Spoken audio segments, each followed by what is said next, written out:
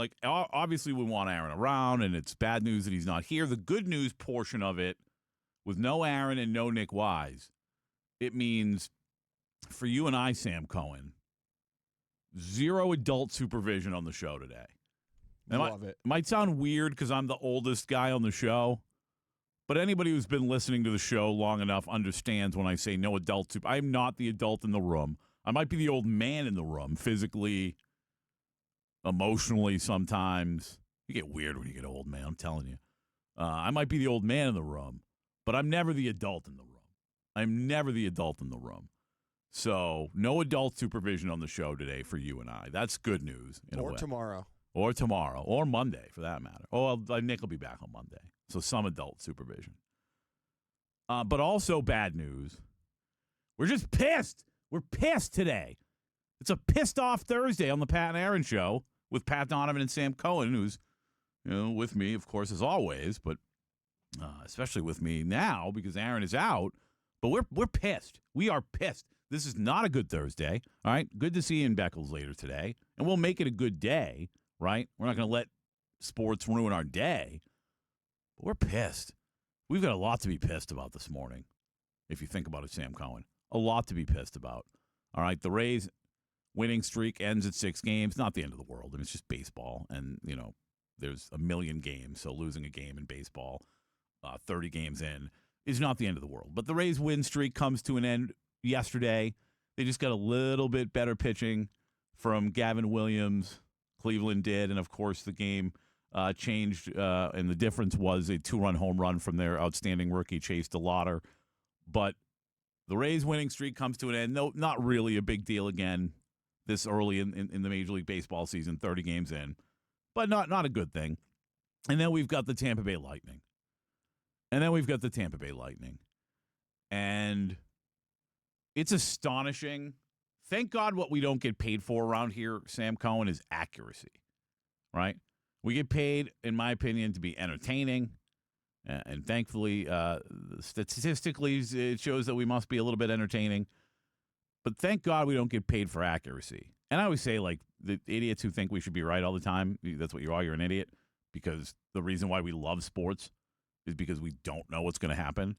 If we always knew it was going to happen, it would be very freaking boring, okay? But if we got paid or kept around here for accuracy, I'd be out the door, man. I mean, I'm on a run where it's like everything I say is incorrect.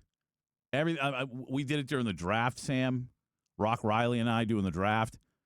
And it was like, I said, I could see the Rams drafting a Ty Simpson and sitting him behind Matt Stafford for a year. Makes total sense. But they're not going to do it at 13. If they were going to make that move, they would have traded down. And then, of course, they took Ty Simpson.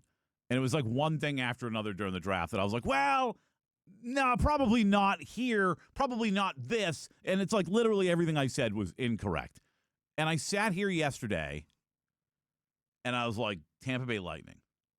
Been there, done that, right? They've been in these series. They understand what it takes. Game 5 at home against, by the way, the youngest team in hockey. That's a good young Montreal team. And I've been saying throughout the series, I think youth, and I think we saw it last night again, I think youth has been served for Montreal in this series. The energy at times for the Montreal Lightning, the Montreal Canadiens, has just been so much better than the Lightning. And I thought we saw that through the majority of the game last night, where it felt like the Lightning trailed the entire night. It really did. Like the first period, obviously, Aaron had called me about something, actually about that schmuck Josh Wuchtel. We'll get to him. But Aaron had called me, and it was like the very beginning of the game. And I figured he wasn't home yet or something because he was calling me like moments into the game. And somehow his TV was like delayed, so we're talking about it. And I go, hey, man, like he's telling me about Josh Wuchtel and this and that, and, didn't want me to get into certain things on the air today. And I'm like, all right, we're talking about that. And finally I'm like, hey, man, I just got my dinner, and the freaking Canadiens just scored. And the game had just started. 3 minutes into the game, they get one with Brendan Gallagher, who was playing for the first time in the series. And that was so right away, Montreal's on top. They're on top for the entirety of the first period. And they were even saying it during the broadcast last night, which I didn't have scripts last night, Sam Cohen. Apparently they're on, but I would have had to use like the antenna. But on YouTube, I only had the ESPN broadcast. And like the antenna, like I'll use it because I have to. But if it's on YouTube TV, I'll use that instead because it's just so much easier. The ESPN broadcast, I don't know your thoughts on it. I mean, I was at the game. I left with probably 5 minutes to go, so as I was walking to my car. I'm shocked by that, by the way. I refused to get stuck in traffic, and things had been looking bleak, and I was like, I mean, this is the latest I've ever been to the studio in a morning anyways. I was exhausted from yesterday, so I was like, oh, listen. I thought you were taking advantage of no adult supervision right off the bat with that. I was like, oh, look at this. I'm the only one here. I'm the easygoing fat guy, and he's just going to take advantage and show up late. No, I was just pooped. Phone was dead. All of the above. But that broadcast last night, I don't even know who was on it, was atrocious to listen to for the 5 minutes that I had to listen to it. So props to you for listening to it. But are you talking about on the radio? No, I'm talking about on ESPN2. Whoever was calling the game. Oh, because you had it on your phone? Yeah. Okay. Oh, my Lord, was that terrible. No, Dave Mishkin, absolute man. Yeah, it wasn't great. But they even mentioned after the first period, like, and that was, I think, PK Subban who mentioned it during the break. Like, they just looked, maybe it wasn't. Maybe it was the play-by-play guy, too. But they mentioned several times during the game, like, the Lightning looked off. And I totally agreed with that. And Nikita Kucherov was not good last night. And I'm a guy who there's a lot of talk sometimes about Kuch disappearing in the playoffs. And I always bring up the numbers. Like, the guy's got a ton of playoff points. He doesn't, there are times where he has not showed up the way we want him to. Like everyone else, when you're a team's best player, the opponent is focusing on you, right? Like, you're playing against an opponent as well.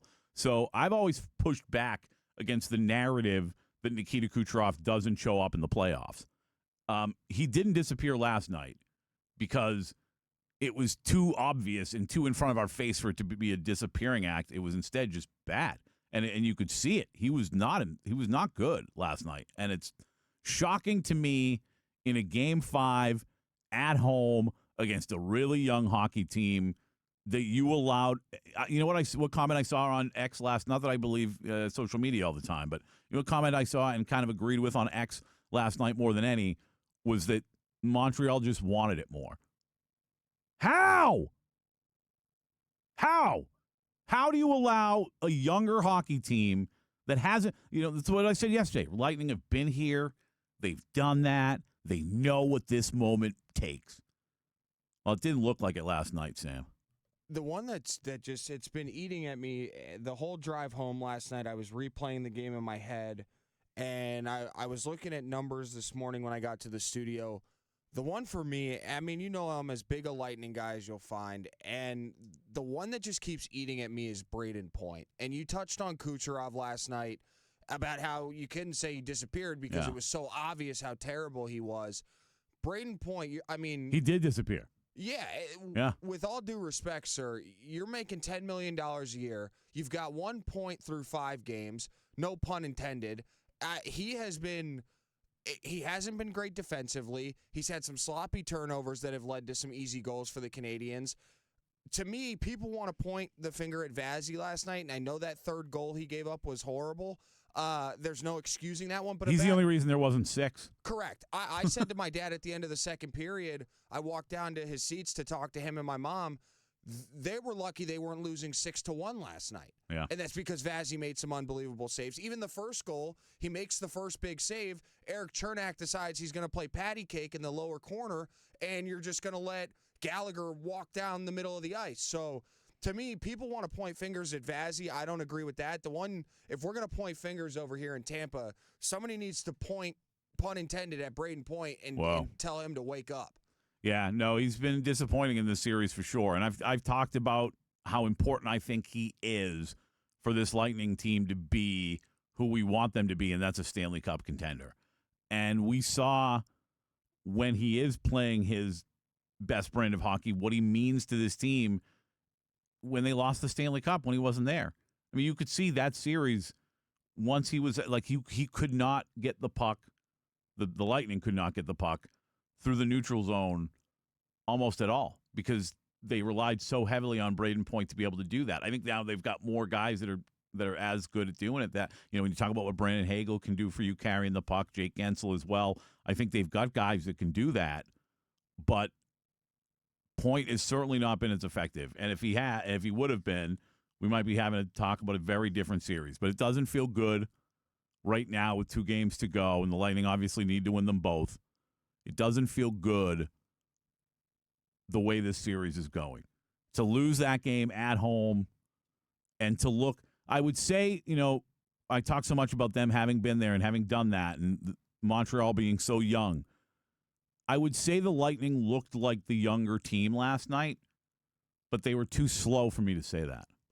Yeah, I mean, they were too slow. Yeah, when you look at the first goal, you had the Geeky line out there, which he's a young guy, and I actually didn't mind how he played last night. Corey Perry, he tried a little spinorama move last night. What is it, a spinorama? Yeah, a spinorama, right. Whatever you want to call it. How about a spinaroonie?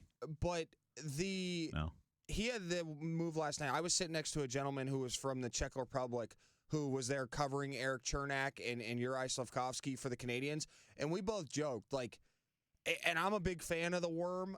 He hasn't done a ton since coming over, but he's been good enough for what they gave up. He looks like he's skating with cement in his skates. Yeah. And they put him out there a lot, especially on the second power play unit. Nick Paul didn't play last night because he was sick, allegedly. They couldn't win a face-off. Wow, allegedly. Well, I'm saying, I don't know. Are you suggesting he wasn't sick? No, I'm saying I don't know if he was hurt and they just said sickness. Right. I don't know what. But he was out last night. And one of the biggest problems, and I'm sure we're going to talk Lightning a lot on the show today, this team can't win a face-off to save their lives. Yeah. And when you can't win a face-off, not only is it giving Montreal the opportunity to set up, especially with Nick Suzuki in that top line in the offensive zone, but you can't put a puck on the net because you can't win a face-off in the offensive zone to have a chance to put a puck on the net. Power play was bad last night in large part due to what you were just talking about. And then you saw it, the 2 goals were nearly identical in just the way it was the odd man rush, 2 guys that decided instead of trying to make the perfect pass to keep it themselves, and it worked. But other than that, other than those 2 goals, those 2 breakaways on an odd man rush, there was not a lot of offense. A lot of shots, but not a lot of offense for the Tampa Bay Lightning last